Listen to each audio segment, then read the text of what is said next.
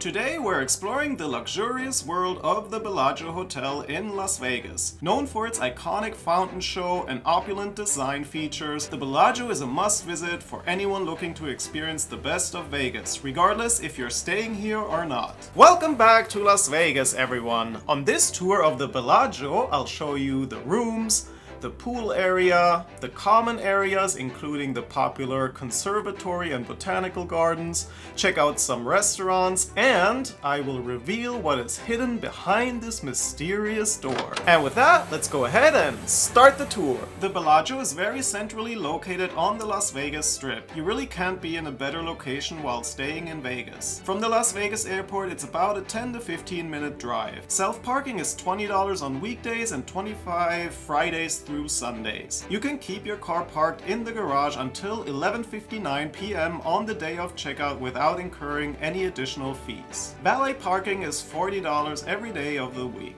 The Bellagio cost $1.6 billion to build and opened its doors in October 1998. It was the world's most expensive resort at the time. In 2019, MGM sold the resort to Blackstone for $4.25 billion.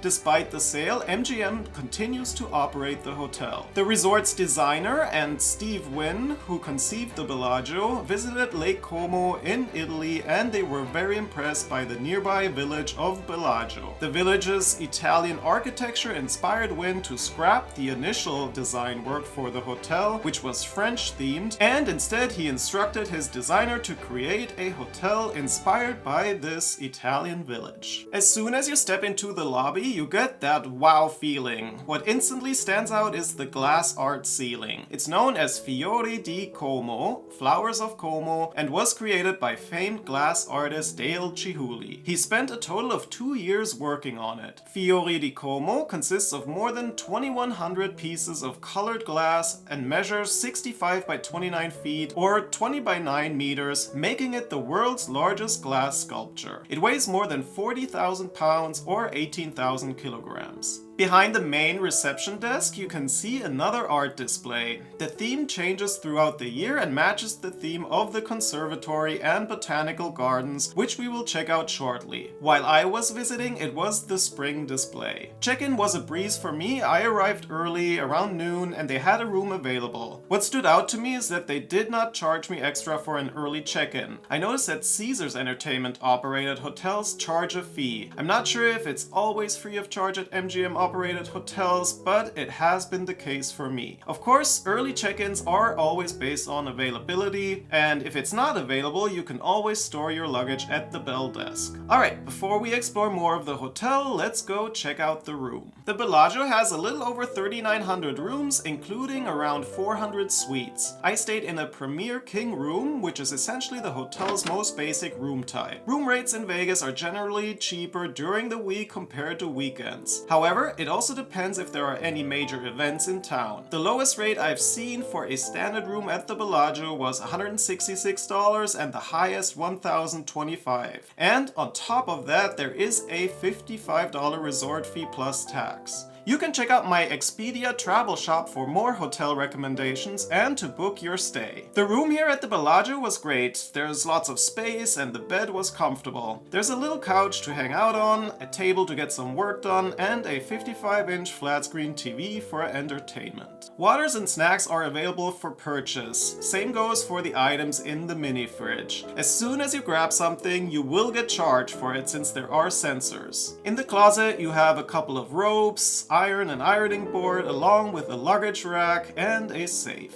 In the bathroom, you find this huge shower, and the hotel provides shampoo, conditioner, and body wash. There's plenty of space on the counter for your toiletries, and you have 2 sinks along with well-lit mirrors. A blow dryer is provided as well, and you can even use a phone while you're on the throne. Now let's check out the view from my room. The curtains open with the push of a button, and I had a great view of the pool area. Now let's go ahead and explore the hotel some more. After passing this restored 19th century fountain in the lobby, you get to the Conservatory and Botanical Gardens.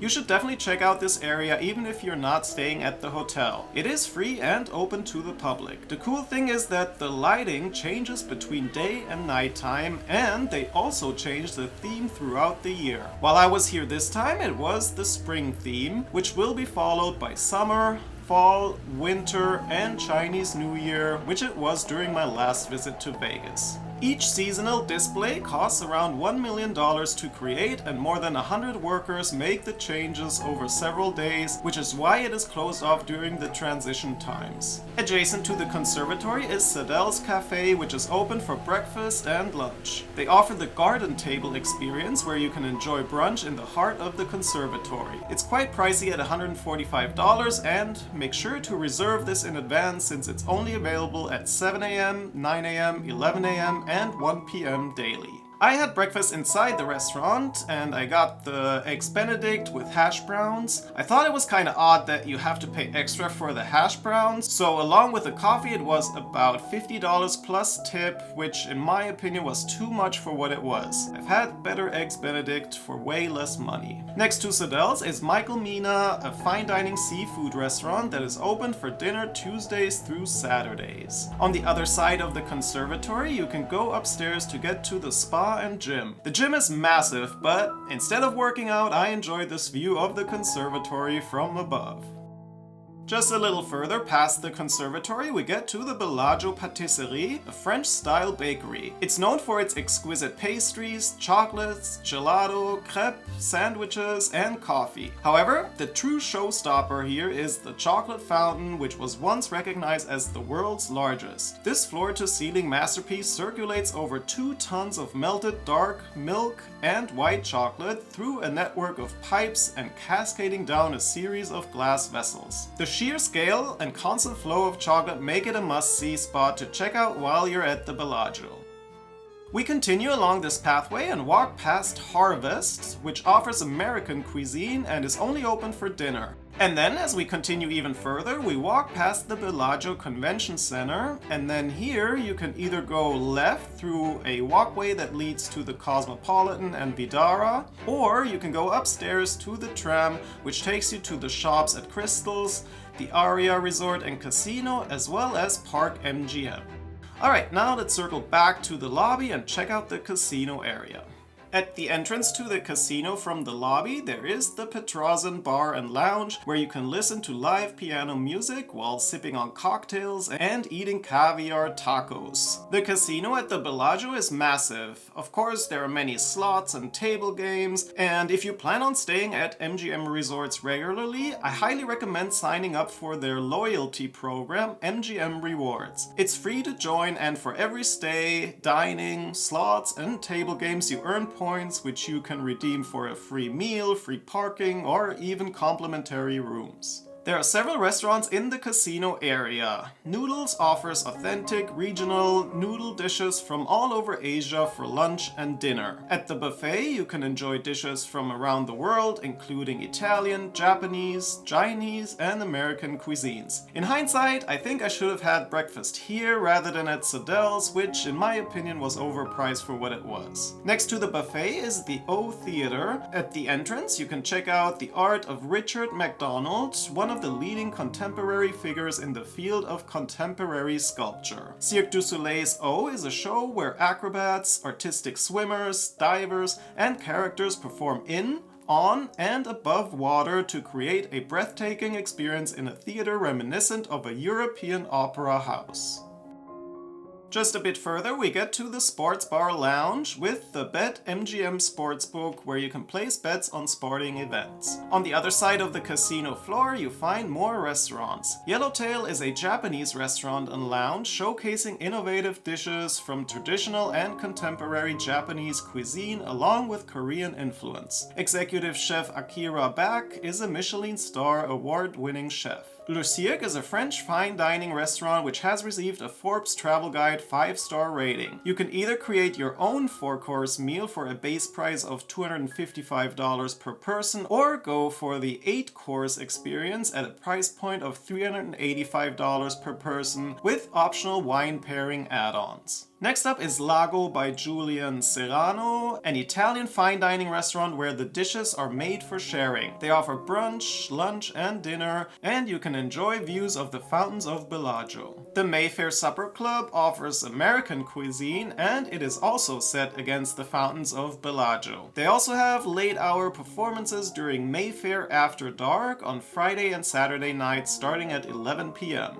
At Jasmine, you can enjoy Cantonese cuisine while also enjoying those lake views. In the middle of the casino floor, there is this cocktail lounge named the Pinky Ring, which was curated by Bruno Mars. You can enjoy premium cocktails while being entertained by musicians and DJs. Note that you're not allowed to take pictures or videos inside, and I've heard that Bruno Mars actually hangs out here sometimes. And now let's find this hidden place called the Vault. I won't tell you where exactly it is, but this is the door you'll be looking for, and behind that door is this really cool speakeasy. This was definitely one of my highlights while staying at the Bellagio. They're great bartenders, a cool atmosphere, and the drinks were amazing. Just keep in mind it is pricey. You'll pay at least $30 for a cocktail. They do, however, provide some snacks and a shot type drink for free. Check this place out for a drink before dinner or maybe a nightcap afterwards. Alright, now let's head to the pool. From the casino area, you walk along this walkway called Promenade Shops. We pass the elevators of the Bellagio Tower, which is where my room was. There are some stores for shopping, and you can get some quick eats at Palio and Café Gelato. This is also where you find the Bellagio Gallery of Fine Art, and right across from there is the entrance to the pool area. I really like the pool, great place to hang out. It's certainly not a party pool like others in Vegas, it's more of a relaxing vibe here. You can grab a bite to eat at the Como Poolside Cafe and Bar, and they also have servers walking around the pool area.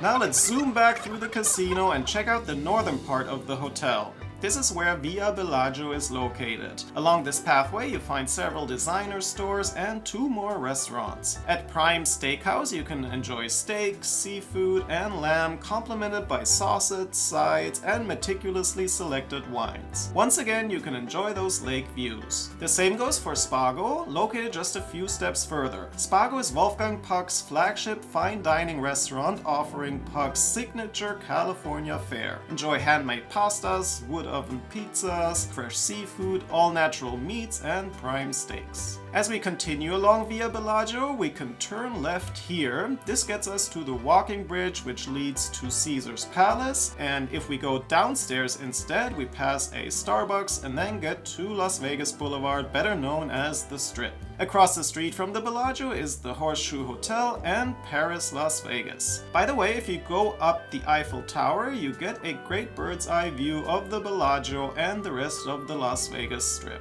From the sidewalk in front of the Bellagio, you can watch the iconic fountain show. More than 1,000 fountains sway in front of the hotel, enhanced by music. I highly recommend checking out a show at night because the lights make this an even more impressive show in my opinion. I very much enjoyed my stay at the Bellagio and can certainly recommend it. If you have any questions, drop them down in the comments below.